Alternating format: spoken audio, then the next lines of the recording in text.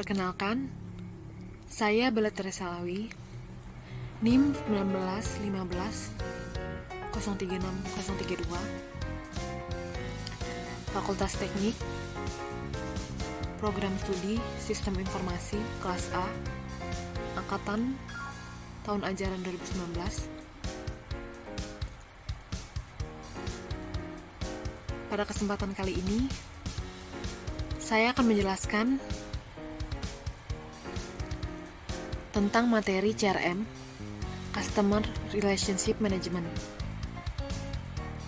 Presentasi ini digunakan sebagai nilai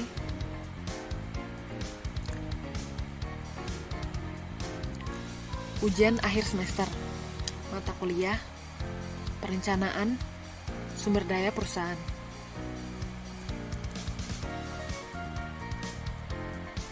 Pertama-tama, definisi CRM, Customer Relationship Management, merupakan kepanjangan dari CRM. Strategi tingkat korporat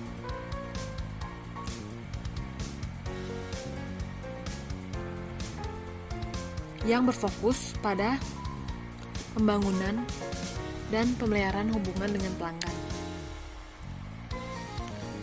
CRM membantu pelaku bisnis menggunakan teknologi dan SDM untuk mendapatkan informasi mengenai perilaku dan nilai pelanggan. Selanjutnya, CRM merupakan suatu strategi dan gaya manajemen untuk membangun dan memelihara hubungan dengan pelanggan yang menguntungkan dengan memperhatikan nilai dan kepuasan pelanggan. CRM adalah praktek menganalisis dan memanfaatkan basis data pemasaran dan memanfaatkan teknologi komunikasi untuk memaksimalkan nilai dari hubungan dengan setiap pelanggan bagi perusahaan. CRM merupakan proses mendapatkan, mempertahankan, dan mengembangkan pelanggan yang menguntungkan, yang terdiri dari orang, proses, dan teknologi. CRM adalah sebuah proses yang akan membantu mengelola sejumlah besar informasi mengenai pelanggan, sales, marketing, effectiveness, responsiveness, dan market trends. CRM merupakan strategi level korporat yang berfokus kepada penciptaan dan pemeliharaan hubungan jangka panjang antara perusahaan dengan pelanggannya yang meliputi proses acquiring, merebut, retaining, mempertahankan, dan partnering kerjasama dengan pelanggannya. Sejarah CRM. Pada awal tahun 1990-an, teknologi yang semakin berkembang pada saat itu untuk menunjang manajemen data pelanggan mendorong terciptanya Salesforce Automation atau disingkat SVA yang dipionir oleh Tom Siebel. Pada tahun 1993, Siebel Systems SVA berkembang untuk mengembangkan marketing dan aplikasi pelayanan pelanggan. Selanjutnya, pada tahun 1995, istilah Customer Relationship Management pertama kali tercipta dan resmi digunakan secara luas. Pada tahun 1999, mobile CRM pertama, Siebel Sales Handheld, diluncurkan oleh Siebel Systems.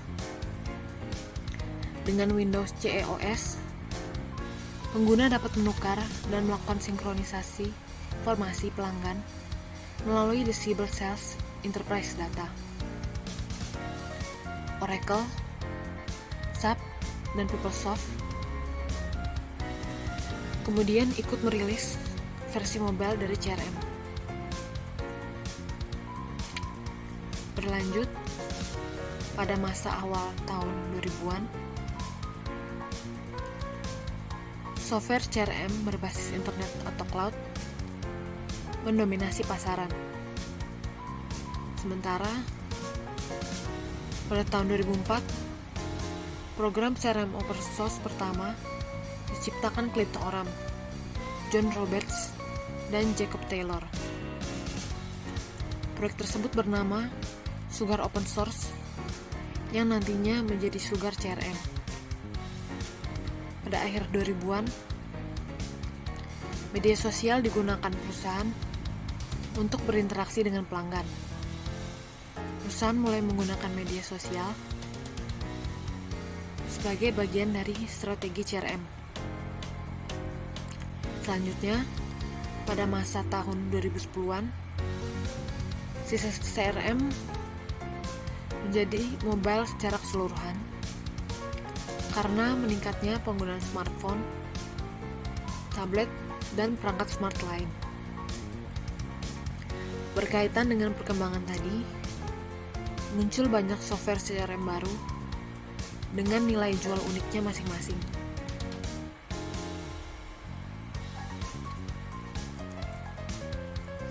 Selanjutnya, manfaat CRM ada beragam. Yang pertama, memberikan layanan konsumen yang lebih baik. Yang kedua, membuat call center lebih efisien.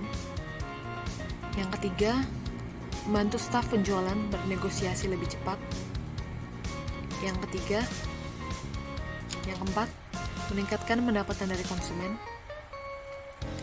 Yang kelima, menyederhanakan proses pemasaran dan penjualan. Yang keenam, mengidentifikasi peluang konsumen baru. Selanjutnya, yang ketujuh, benefit for customer, berupa hubungan yang akrab dengan perusahaan, social benefits, dan perlakuan istimewa terhadap pelanggan, special treatment benefits, kontribusi pelanggan yang loyal, dan hubungan industrial yang baik. Yang kesembilan, meningkatkan efisiensi operasional. Dan yang ke-10, peningkatan time to market. Selanjutnya, tujuan CRM. Yang pertama, menghasilkan ekuitas pelanggan yang tinggi. Yang kedua, untuk mendapatkan kesetiaan pelanggan, customer retention terhadap perusahaan, produk, dan layanan yang ditawarkan. Yang ketiga, mendapatkan pelanggan. Yang keempat, mengetahui pelanggan. Yang kelima, mempertahankan pelanggan yang menguntungkan. Yang keenam, mengembangkan pelanggan yang menguntungkan. Yang ketujuh, berubah pelanggan yang belum tentu menguntungkan menjadi menguntungkan. Selanjutnya, 4 aktivitas CRM. Yang pertama, mengidentifikasi, identify. Yang kedua, mengakuisisi, acquire. Yang ketiga, mempertahankan, retain. Yang keempat, mengembangkan, develop. Penerapan konsep hubungan dengan pelanggan ditentukan berdasarkan 3 perspektif. Yang pertama, konsep customer value creation process. Yang kedua, konsep providers responsibilities. Yang ketiga, konsep product as a process.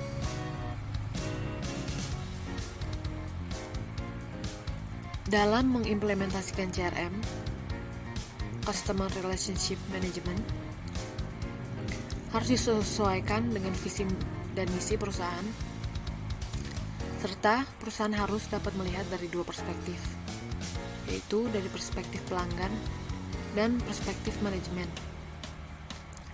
Perspektif pelanggan diperlukan agar kita dapat menciptakan produk-produk yang sesuai dengan kebutuhan dan keinginan pelanggan.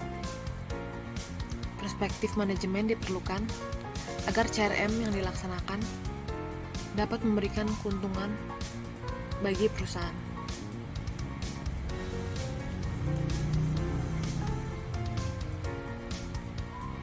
Sekian presentasi saya pada kali ini tentang CRM, Customer Relationship Management. Terima kasih telah mendengarkan video penjelasan saya ini sampai akhir.